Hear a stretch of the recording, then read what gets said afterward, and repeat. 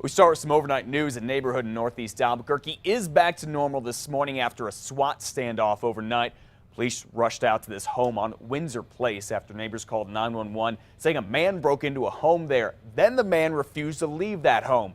After a few hours, police were able to arrest Michael Zlotkowski. He is set to be charged with aggravated assault on a police officer, breaking and entering, and more. Happening this morning, we are on verdict watch in the case against fired APD Sergeant Adam Casals. He is accused of speeding through a red light and causing a crash that killed a young woman. Matt has more on the details. Matt? Elizabeth, this is the second day jurors will be deciding the fate of Adam Casals. Now, before they started deliberating yesterday, the judge told them if they do not find Casals guilty of vehicular homicide, they could consider careless driving a misdemeanor. During closing arguments yesterday, both sides made their final case to the jury. Prosecutors said Ashley Browder's life was taken and her sister was badly hurt because Adam Casals recklessly sped through a red light on his way home in February 2013. They say even if Casals was chasing a dangerous driver, which no one could prove, it was still reckless driving. The reason no one else heard sirens is because the defendant didn't turn his sirens on. Mr. Casals' attorney, John D'Amato, told jurors prosecutors based their whole case on a shoddy investigation, and the state did not present enough witnesses or evidence to prove Casals willfully disregarded the safety of others. It's okay at the end of the day to say, we're fact finders. I don't have enough information to determine facts.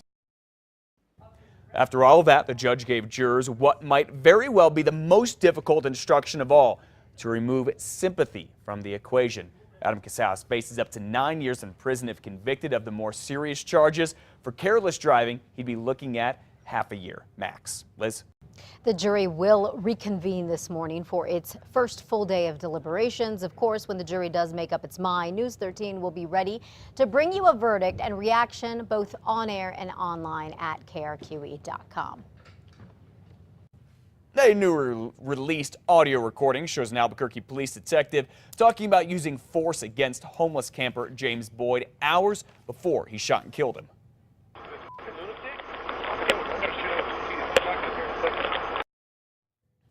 That's the voice of Albuquerque Police Detective Keith Sandy talking about James Boyd. The comments were recorded on a state police dash cam 2 hours before the deadly shooting back in March. The ACLU, the American Civil Liberties Union, says the audio is quite telling. Someone is entering a very volatile, delicate situation with a prejudiced attitude. Sandy and Officer Dominic Perez shot Boyd, and killed him as he turned away from them in the foothills. When interviewed back in April, Sandy said he was joking when he made the comment about shooting Boyd and said officers frequently joke to each other and even have a safe word, China, for when the joking needs to stop. Sandy is still on paid leave and is under FBI investigation for the shooting. APD Chief Gordon Eden refused to go on camera to answer our questions about the audio yesterday.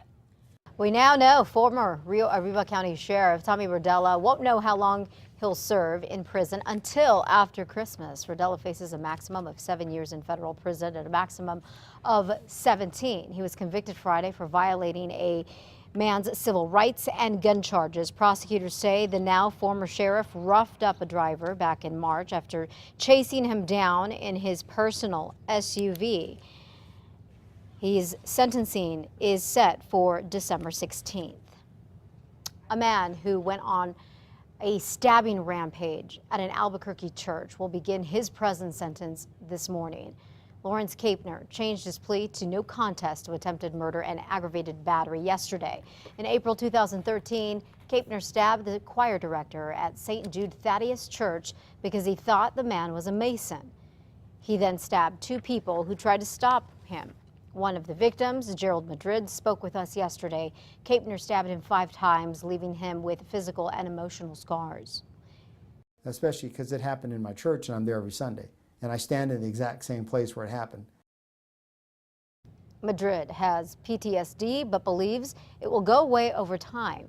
Kapner was sentenced to 5 years in prison with time served. That means he will spend 3.5 years in the state pen.